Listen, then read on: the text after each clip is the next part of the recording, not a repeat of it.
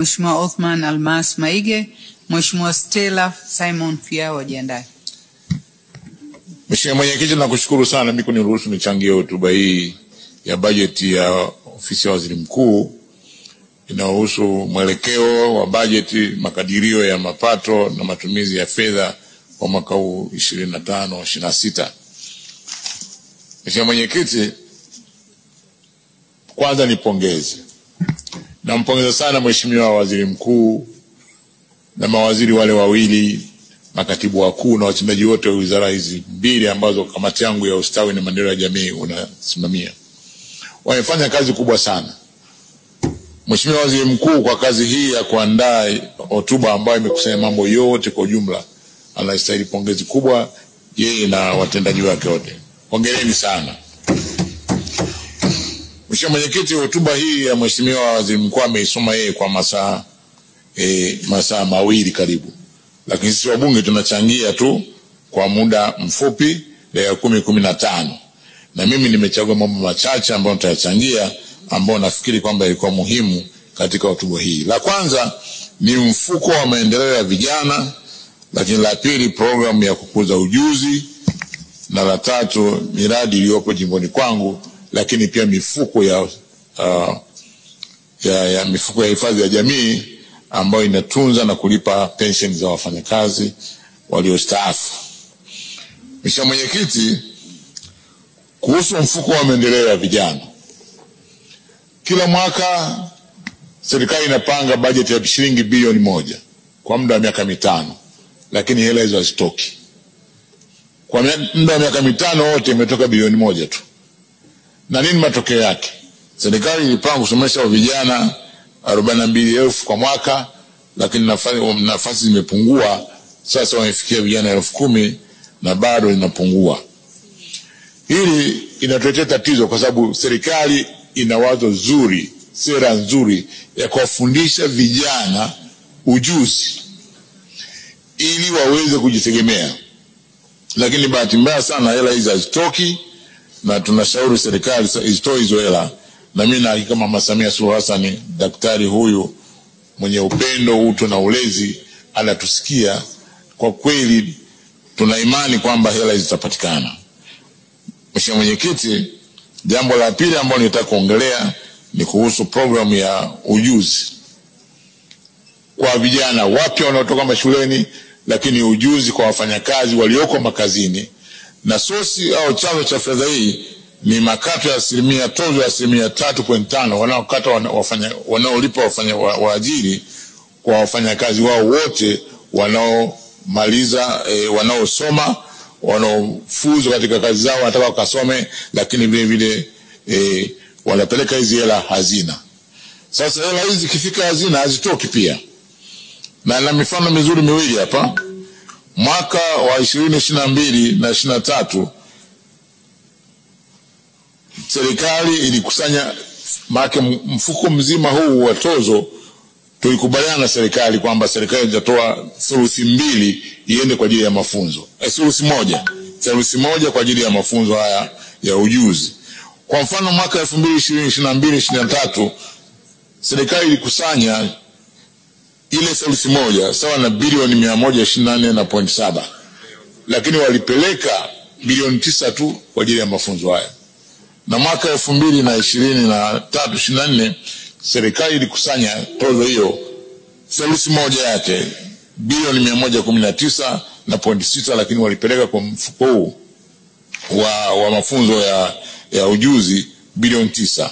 Matokeo yake yamekuwa hao niliyosema kwamba wanafunzi baada ya kusomesha wanafunzi 47 tumefundisha wanafunzi 8,000 tu kwa mwaka uliopita.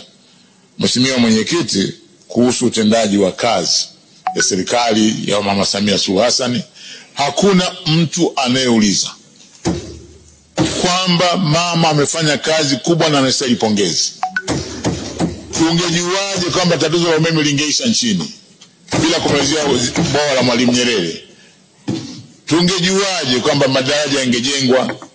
Tungejuaje kwamba angeweza kujenga mashule, angeweza kujenga SGR na kadhalika? Lakini mimi kwa sababu natoka jimbo la Tabora Kaskazini, ni bora nikatoa mfano mzuri wa jimbo la Tabora Kaskazini tena kwa kisekta. Nianze sekta ya afya. Tulikuwa hatuna hospitali ya wilaya, tumejengewa hospitali ya wilaya. Tulikuwa hatuna vituo vya afya, tumejengewa vitatu. Tulikuwa hatuna zahanati katika baadhi ya kata, tumejengewa zahanati 8 mpya. Lakini pia sekta ya maji, visima na mitandao ya maji vijijini, lakini tunapata maji ya Ziwa Victoria. Katika vijiji vyangu 98, vijiji sasa 60 vinapata maji ya Ziwa Victoria. Tunafungua maji ya Ziwa Victoria chini ya miti. Ni huyu Mama Samia Suluhu Hassan peke yake. Hakuna mtu ambaye angefanya mambo makubwa namna tukaona. Tunasema alama hizi katika jimbo langu haziwezi kufutika. Tutamkumbuka, na ninasema kila siku sisi tunamwona Mama Samia kwa kuona vitu alivyotuwekea, alama alizoziweka. Lakini sekta ya elimu, tumejengewa shule sekondari 3. Tumejengewa shule za kidato cha 5 na 6 3. Lakini pia tumejengewa madarasa mengi sana. Tumejengewa chuo cha VETA, na hiki chuo cha VETA ni muhimu sana. Ilikuwa zamani miji mlango la vijijini, ukiharibikiwa gari vijijini upige simu mjini, aje fundi umlipe na aondoke na hela na umaskini ubakie vijijini. Baada ya kujenga chuo cha VETA, wametokea mafundi wa umeme, mafundi wa magari, mafundi wa kujenga. Kwa sasa hivi hela inazunguka. Hili ni wazo kubwa la Mama Samia. Hili lazima tumpongeze sana. Ule uchumi unazunguka kule vijijini. Sasa hata ukinunua television sio lazima aje kufungia mtu kutoka mjini, na kufungia mtu kutoka kijijini, na anapata hela za kuposa pale pale kijijini. Mheshimiwa Mwenyekiti, sekta ya nishati, vijiji vyangu 98 vyote vina umeme, na vitongoji tumepata vile 15, na sasa hivi tumepata vitongoji 86 vya umeme vitakavyoweka umeme. Hili sio jambo dogo la kupuuzia, kupongeza. Na achie shukuru kwa dogo hata kubwa ashukuru. Tunamshukuru sana Mama Samia Suluhu Hassan. Kuhusu utawala bora, tumeingia madarakani, wilaya ya Uyui haina majengo yake. Tumejipacha kwenye majengo ya DC kama madarasa. Leo tumepewa majengo mazuri, tumejengewa majengo mazuri na ukumbi mzuri wa kisasa. Unafungua milango kama wabunge, ukisogea mlango unafunguka. Na Wanyamwezi tulizubaa kwanza tukashangaa, lakini sasa tushangai tena kama bungeni hapo, ukisogea mlango kijijini. Na makao makuu ya wilaya na halmashauri yangu yako Isikiza pale kijijini kabisa. Mheshimiwa, pia tunajengewa mahakama kama utawala bora. Lakini kuhusu kilimo, sisi tunalima tumbaku Tabora, na tumbaku ilikuwa na hali mbaya, haijapata kutokea. Mimi waliniita mzee wa matumbaku hapa kama mnakumbuka. Nilikuwa nadai serikali inunue tumbaku iliyobakia kule, hawataki kununua. Leo tumbaku inagombaniwa. Tumbaku serikali imetafuta wanunuzi wa tumbaku kwa masoko ya tumbaku, na leo tumbaku inanunuliwa na mpaka inayobakia wanagombania wanunuzi. Mheshimiwa Mwenyekiti, ninazo changamoto 2-3 katika jimbo langu, na ambazo bahati nzuri sana na maelezo yake ninayo. Kwa mfano, kumalizia kituo cha Benjamin Mkapa katika kijiji cha Migungumaro, kata ya Usagali. Hizi ilikuwa ahadi za Mheshimiwa Benjamin Mkapa marehemu, lakini pia ilikuwa ahadi ya Mheshimiwa Magufuli, na ipo ahadi ya Mama Samia Suluhu Hassan. Leo nimeongea Mheshimiwa ya TAMISEMI kwamba hela zipo. Tunaendelea na Mheshimiwa Venant. Ilikuwa na vijiji 12 ambavyo vimepata. Basi wananchi wangu wa kata ya Usagali na kata za karibu pale watapata kituo cha afya ambacho kilikuwa ni ahadi ya viongozi. Lakini pia na jambo dogo la gari la wagonjwa. Jimbo la Tabora Kaskazini au wilaya ya Uyui ina majimbo mawili, jimbo la Igalula na jimbo la Tabora Kaskazini. Mheshimiwa Mwenyekiti, hapa tulipewa ambulance, kila mbunge apeleke anakotaka ambulance hiyo. Hiyo ambulance nilikuwa nimeipanga kuipeleka katika kituo cha afya cha Upuge, lakini busara, hospitali ya wilaya ambayo imejengwa jimboni kwangu haina ambulance.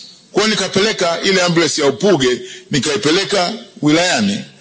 Upuge wanatembea kwa miguu, wanawabeba wanawake wenye mimba kwenye vibachera, hawawezi kupaa kwenye bodaboda. Leo nilikuwa na waziri wa afya, na naomba nijivunie hapa, ameniahidi kwamba Zile ambulance ambazo zinataka kutoka bandarini, moja itakwenda Upuge. Nakushukuru sana Mama Josephine.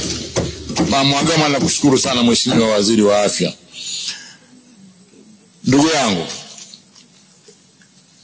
Ndugu yangu pia nakumbuka nilikuomba hii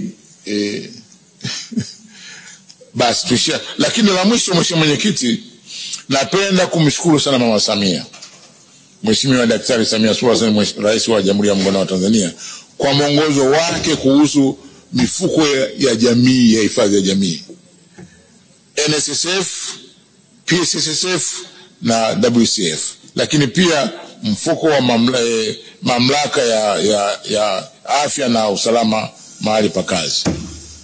Mheshimiwa Mwenyekiti, bado mifuko, namalizia Mheshimiwa Mwenyekiti, nipe dakika moja. Mifuko hii imefanya kazi kubwa sana. Sheria ya juzi tuliopitisha hapa, tumewapa wakurugenzi madaraka au mamlaka ya kuwalipa watu wa pension, wanaodai pension, malipo baada ya kungojea kwanza waajiri wapeleke hela. Na hili limekuwa ukombozi mkubwa kwa wana pension wote. Hawatakuwa na tena barabarani kwenye makorido za mashirika kuomba hela kwa sababu waajiri hawakupeleka hela kwenye mifuko. Sasa hili swala limeisha, na hizi ni kura za Mama Samia Suluhu Hassan. Mheshimiwa Mwenyekiti, naunga mkono. Asante.